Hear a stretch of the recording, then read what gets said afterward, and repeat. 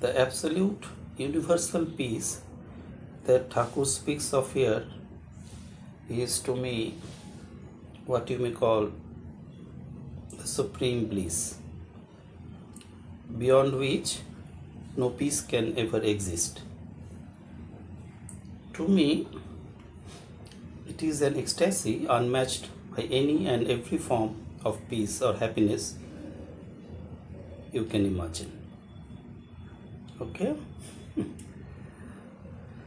Closest to this narrative of peace comes what Taittiriya Upanishad describes as Ananda, the absolute bliss, within the realm of Sat-Chit Ananda.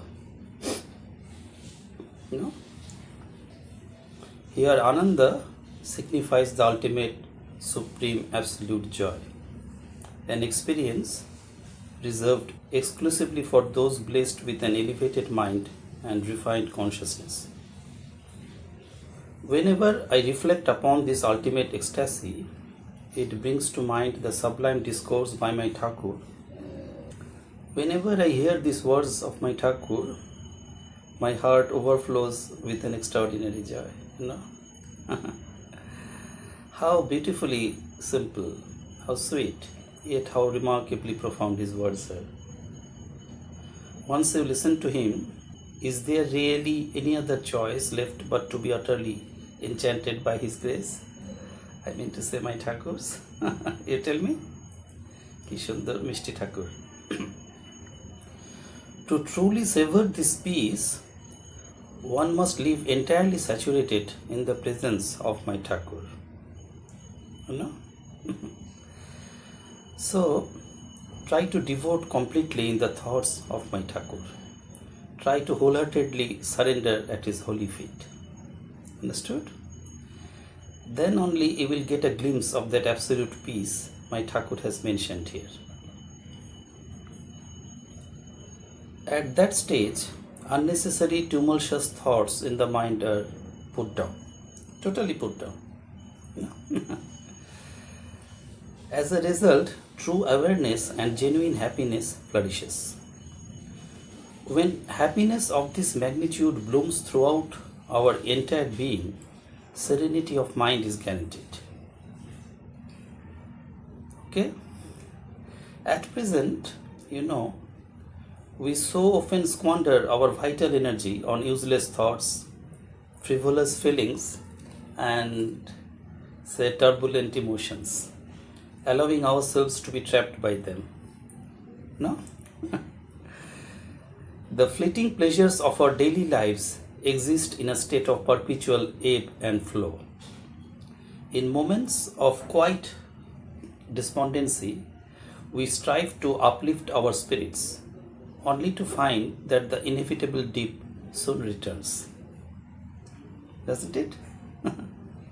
For the untrained mind, there exists a subtle baseline state of overall happiness that we continually strive to maintain. Whenever negative emotions or foul moods threaten to disrupt this baseline equilibrium, our instinctive response is to seek refuge in external distractions, like scrolling through our phones, turning on the television, escaping to new surroundings, or seeking solace in the company of those whom you regard as your loved ones. In our daily lives, we rely on a vast array of outer remedies simply to restore ourselves to this familiar threshold of what I called baseline happiness. Now, immersing oneself in the deep contemplation of my Thakur and chanting Ram Narayan Ram does far more than simply condition the mind towards positivity. It also fundamentally elevates one's baseline of happiness. Understood? This practice ushers in a state of heightened awareness by decluttering and purifying the mind. Ram Narayan Ram dampens your volatile mood swings and amplifies the enduring joy. Understood? Now, once attuned to this refined higher level of bliss, the mind remains steadfast in its elevated positivity allowing one to experience pure happiness, free from the turbulence of transient emotion. This sublime transformation is precisely the phenomenon my Thakur describes as the absolute peace or the unlimited peace. The sacred chanting of Ram Narayan Ram opens the gateway to attaining and sustaining this exalted state. As you continually experience higher realms of bliss, lesser pleasures naturally dissolve of their own accord. You know?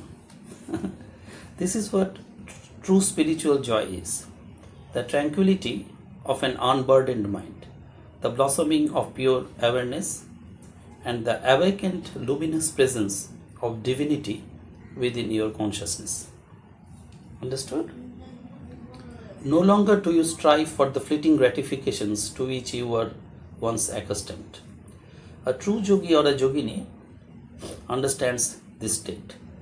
A yogi or a yogini deeply perceives that no material object and no passing thought can ever rival a happiness so sublime. Understood? Okay. Bound by anxiety and distraction, the cluttered mind constantly seeks solace in external things. One may continuously surround himself or herself with material abundance, yet genuine joy remains elusive. Doesn't it? Even at the end of a lifetime spent in ceaseless toil, a profound hunger still lingers in the eyes and on their faces. I have often seen it. A restless craving for a deeper, meaningful experience. Unsure of where or how to find true fulfillment, which is fleeting worldly pleasures, blind to the fact that they can never yield ultimate peace. Okay? Now, look, within the framework of Kulakundalini, each ascending energy center yields a distinct elevation of consciousness. The lower chakras, the Muladhara, the Shadhisthana and the Manipur, they anchor awareness entirely to the physical form, confining human experience to base sensory pleasures. When existence is restricted to this realm, one remains perpetually consumed by external desires, reducing even fellow human beings to mere objects of gratification. This represents a remarkably diminished state of being, entirely misaligned with the higher purpose for which the human instrument has been designed. Ultimately, excessive indulgence in these lower level pleasures breeds a profound and inescapable frustration. My Thakur has always emphasized that these lower material pleasures serve a singular purpose, which is to reveal that infinitely greater dimensions of happiness await us. Thakur calls these pleasures as samples of the universal factory. You have often heard it. The lower chakras, the Muladhara, the Shadhisthana and the Manipur, they exist merely to awaken us to the higher elevated realms of consciousness. It is only at the fourth center, the Anahata Chakra, that one first tastes true sublime bliss. Reaching this threshold is essential to comprehending the boundless peace that my Thakur speaks of. Indeed, it is at the Anahata where he truly resides and where genuine spiritual life begins. Understood? Okay. The profound joy experienced at this level mirrored the Anandamaya Kosh described in the Taittiriya Upanishad, or the Sushupti, the deep, dreamless sleep state, elucidated in the Mandukya Upanishad. Though deep sleep may seem like mere emptiness, one awakens from it feeling utterly tranquil and restored. It is not characterized by active sensory pleasures, but by a complete cessation of suffering. Even a critically ill patient, resting in an intensive care unit, experiences total relief the moment he or she falls into deep sleep. This reveals a vital truth. Our suffering is entirely mediated by the mind. When active, the mind resurrects past sorrows and burdens us with future anxieties. In deep sleep, however, the mind is quietened and pain naturally dissolves. So deeply do we crave this peaceful, unburdened state that we often turn to medicine just to catch a fleeting glimpse of it, doesn't we? So in Sanskrit language it is said Shokham Aham Ashrapsham Nakinchida Verisham. I slept happily and I did not know anything. In my Thakur's language, which I call the Devabhasha, in a similar tone but in a much profound fashion, it can be described as Jamabhitang Yaradhisang Tamaratang Jasabhitomani-tang Jaihitara Janati Sanghu Vathuvasisa. What a statement, A little higher than this level, adding a couple of more dimensions, it gets transformed into much subtler and much deeper aspect of this ultimate peace, which can be described as Parabrahma Yadisi Samam Yasi Saparova Ravi Sisaravi Pamtama Vivedu Brahmasi.